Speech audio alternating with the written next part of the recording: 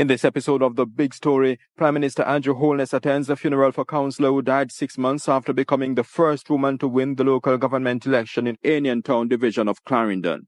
My presence here today is to pay my honor and respect to her as the virtuous woman. One of the councillor's 2 daughters did one of the remembrances. The day she passed, the exact moment, as crazy as it might sound, I felt it. For just a moment, I felt like something was ripped away from me. The councillor's husband got a standing ovation for the care he takes of her over the years. And there are indications that the late councillor's cousin, Suzette Barton, will replace her as the Jamaica Labour Party's standard bearer in the Anion Town division of Clarendon. She did a speech at the Thanksgiving service. Her legacy will live on in the hearts of those of us who believed her vision. And as a division, we will continue to pursue the causes she so deeply cared about. Stay with us for special coverage of the burial of politician and educator Marjorie McLeod-McFarlane right here on The Beacon, the trendsetter in funeral reporting.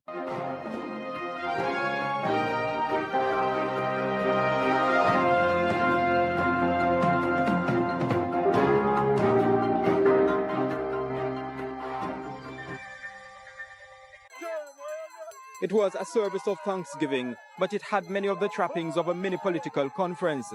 Among them is the resounding applause and celebration when Prime Minister Andrew Holness arrived while the service was in full swing on Saturday, October 19 at the Anion Town New Testament Church of God.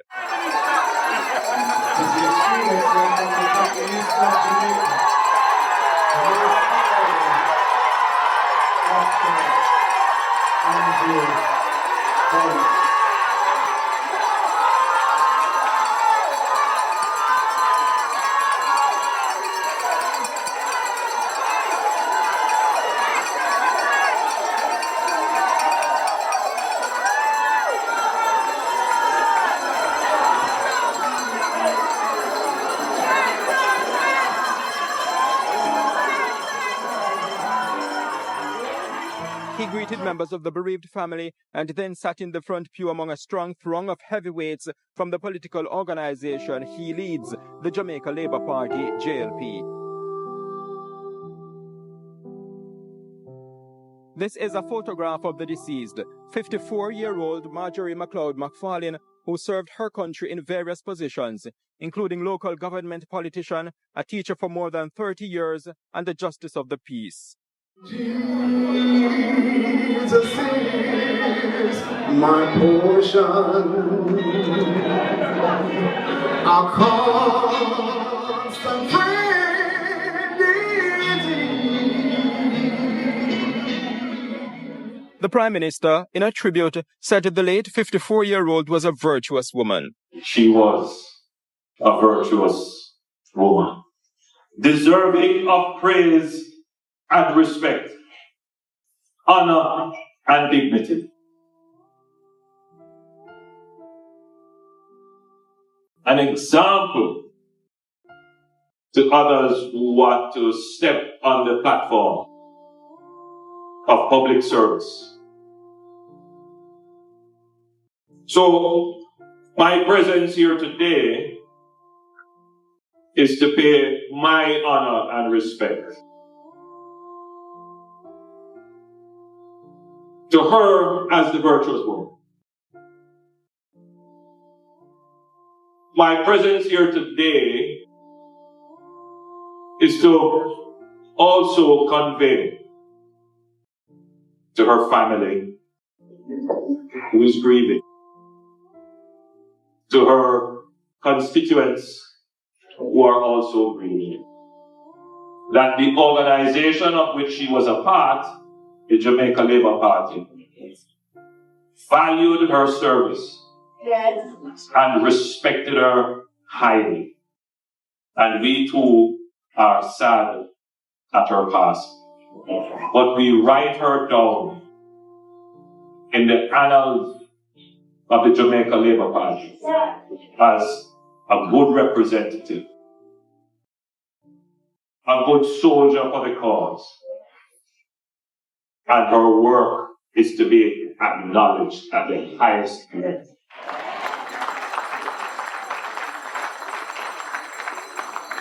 McLeod-McFarlane died at Mandeville Hospital on Sunday, September 1, 2024, during a period of illness, leaving behind her husband Michael McFarlane, daughters Danae and Cassia, and son Dane. Her elder daughter Danae, who was abroad when her mom died, did one of the remembrances at the funeral. The day she passed, the exact moment, as crazy as it might sound, I felt it. For just a moment, I felt like something was ripped away from me. A few moments later, I was startled with my little sister's cries, yelling that Mom was gone. I lost my best friend. I lost the best part of me.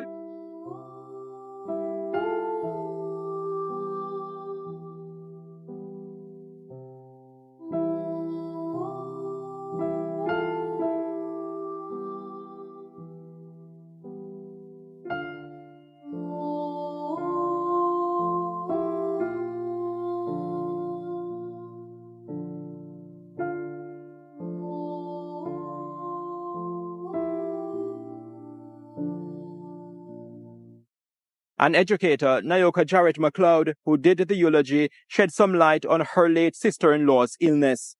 Marjorie became ill and was admitted to the National Chest Hospital. Upon her release from the hospital, her health deteriorated. During this period, her unwavering resilience and courage in the face of adversity inspired us all. As she navigated the challenges of her illness, she continued to radiate hope, positivity, kindness, touching countless lives. Despite the limitations imposed by her illness, her spirit remained unbroken, and her determination to make a difference never wavered. Despite her strong-willed and fighting power, her illness took a turn for the worst. And in August of 2024, she was admitted in the Mandeville Regional Hospital. She kept fighting, while her family kept hoping and praying. We never knew that she was passing through her final preparation process. Her wings were being prepared for her to take her heavenly flight. In a tribute, Member of Parliament for Clarendon Northern, where Innan Town is located, Dwight Sibley's, explained how McLeod-McFarlane braved illness to successfully contest the local government election for the JLP. Just a couple of months before her election, she became ill. She became ill, not necessarily of her own doing. But she was such a humble soul that she would not try to bring down anyone. And when I met her that day, having heard that she's ill, I said, Miss Mark, where we are going to election soon, you know, Miss Mark. Miss Mark said to me, no worry, Bossy. This is what you're going to do. And son, we're going to do this surgery, and I want you to just front for me. Just go there as you usually do. When I go to the hospital, you are going on the road. And we are going to do this. I said, all right, Miss Ma, we can't do this. We did it. To show their last respect, several members of the JLP leadership, led by Prime Minister Holness, attended the Thanksgiving service. The others included members of Parliament Pernell Charles Jr., Audley Shaw, Marlon Morgan, and Xavier Main. There were also a number of McLeod-McFarlane's councillor colleagues, led by Chairman of the Clarendon Municipal Corporation, Joel Williams. Several supporters of the JLP also showed up, many of them decked out in their party colour, green.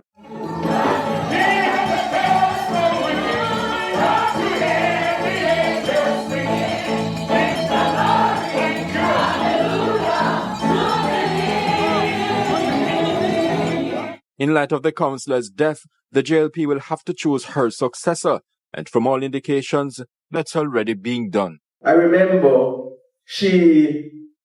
during the election time, we were working late. We worked late in this place. And Miss Mark said, may I go away? I said, Miss Mark, you are going already? She said to me, sir, you see how hard we work? Me, I work from morning, you know. Me and you, I work from morning. With this, I work, and so. No worry. Me tired now. So that's why I'm gone. And I shouted and I said, Miss Mark, remember you have to come back tomorrow to do the training. She said, no. My cousin I take over tomorrow. My cousin Suzette Shelley Barton, as she I will teach the workers them what to do because she know it like that. I got the call a little after 1 that Marjorie died. And I stood, just leaving the constituency. And then next caller called me. I think it was Nini. Sir, Marjorie gone already? What we ever do? I couldn't answer. I never have the answer. But today, ladies and gentlemen, the answer Marjorie gave to me. Marjorie said, me tired. Me work hard today, sir. No worry. My cousin, I work for, me take over. May God bless you. I will say no more. The cousin mentioned there, Suzette Barton, spoke at the funeral on behalf of JLP workers in the division. Her legacy will live on in the hearts of those of us who believed her vision. And as a division, we will continue to pursue the causes she so deeply cared about. The Alien Town Division pledges to carry on the torch of progress and prosperity, knowing that the efforts of Marjorie McLeod-McFarlane will continue to inspire and guide us. Her legacy extends far beyond her accomplishments. Her legacy instilled in us the importance of selfless service, inclusive governance, and courageous leadership. From her early years at the infant, Marjorie expressed the desire to one day become a politician. So it was no surprise when she took the bold move to take on representational politics. In March of 2018, she started her political journey as the councillor candidate for the Jamaica Labour Party in the Alien Town Division. Her years of hard work as a councillor candidate in the division paid off when she was successful at the polls in the local government election. Though her tenure as a councillor was short, she showed the hard worker she was and created and left her legacy in the division. The late councillor's husband, McLeod-McFarlane, who sat beside his 2 daughters for much of the Thanksgiving service, received a standing ovation. Their relationship lasted the test of time, and on December 14, 2011, the twain became one flesh as they joined in holy matrimony, and you would have heard the union produce the children. No doubt, the bereaved husband would have wanted his wife to still be around to help him build many other golden memories. Their children carry a similar hope. In her final moments, Mom made sure to tell us how much she loved us. It was our entire world. And her passing leaves a void that will never truly be filled. We had so many hopes and dreams for her to share in our lives. I am set to graduate with my degree in biomedical science this December. A milestone Mom was eagerly awaiting. She was supposed to watch me walk across that stage, become a doctor, and spoil her rotten. Casey is just beginning the 11th grade, and Mom won't be here to see her graduate, guide her through college, or witness her grow into the phenomenal woman she was destined to become. And Dave, who had just returned home after being away for 9 years, was looking forward to her seeing him become an army man. She was also looking forward to meeting her first granddaughter, a joy that will now be bittersweet. Family and politics were not McLeod-McFarlane's only passions. She also was a dedicated educator, working at her alma mater, Morgan's Forest Primary and Infant School, for more than 30 years. From a very early age, Marjorie showed signs of an academia. And so, at the age of 4, she was ushered off to the Morgan's Forest Primary and Infant School, where her quest for academic excellence started. At school, she was a brilliant student who caught the attention of her teachers and was one who knew from the onset what she hoped to achieve in life.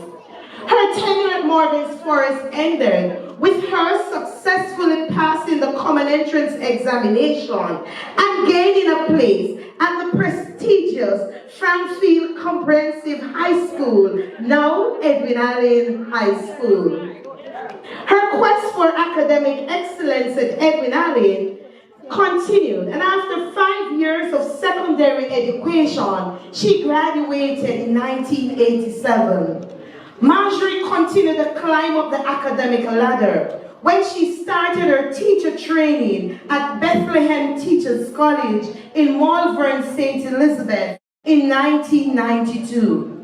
In 1996, she graduated from the institution with a diploma in primary education. To make herself more marketable and to keep abreast of the changes in the education sector, she then went on to the Catholic College of Mandeville, where she successfully gained her Bachelor's of Education degree in primary education in 2007. Marjorie's deepest desire was to be independent and to contribute to her family. To obtain financial stability, she worked for a short period at the Barronall Coffee Estate.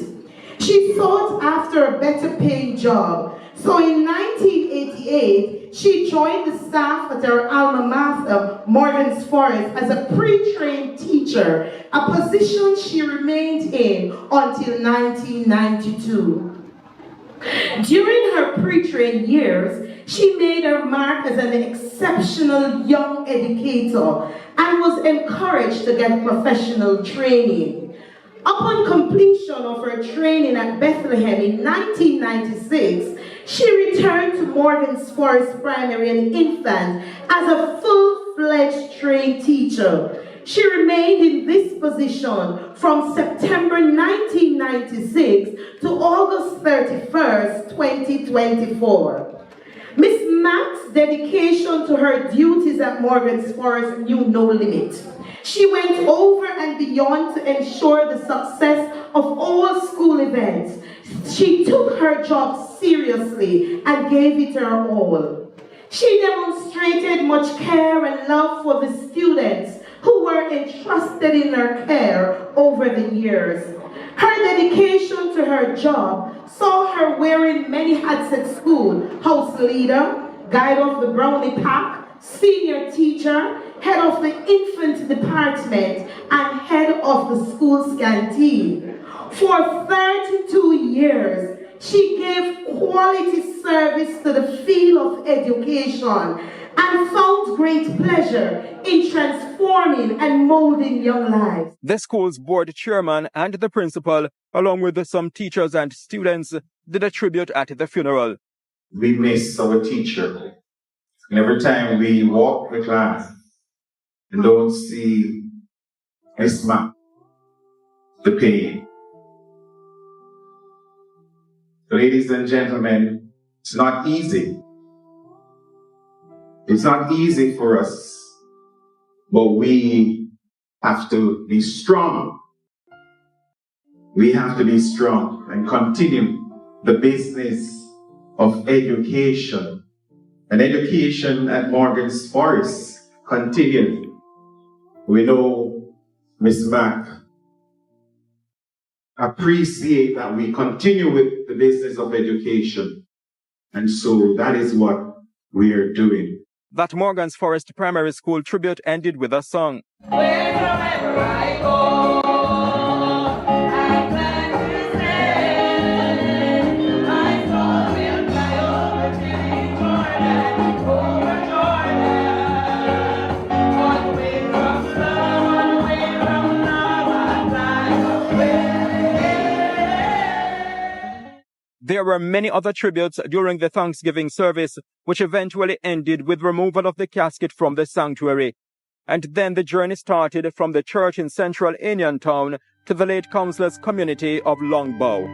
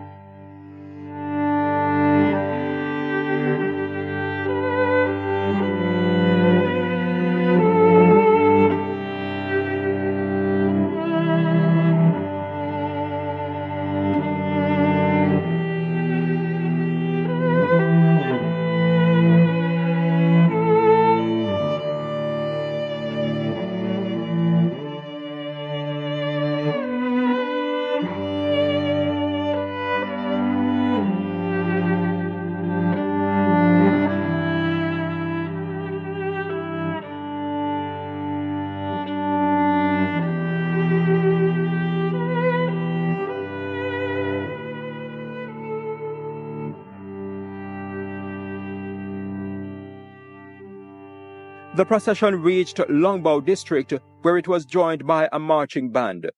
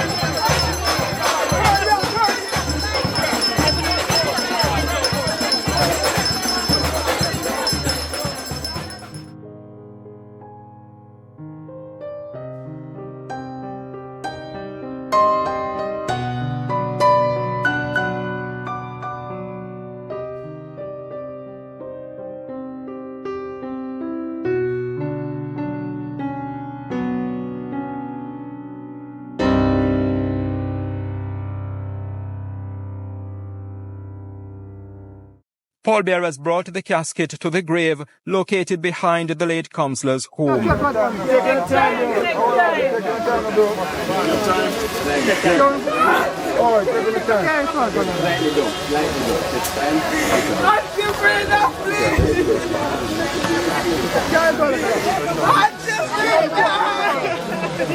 Ashes to ashes, dust to dust. And I heard a voice from heaven saying, right, blessed are the dead which die in the Lord. From henceforth saith the Spirit, that they may rest from their works.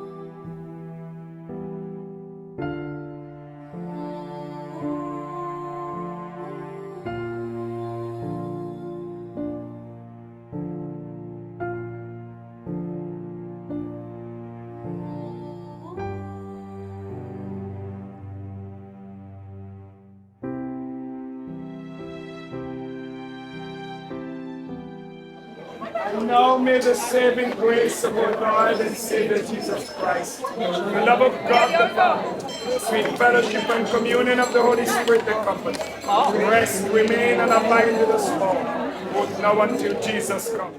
The proceedings ended with the singing of the jail peace anthem. Equal rights and justice is an everlasting song. Unity and progress will make a nation strong. Now clearer than ever, the late councillor and educator's work is done.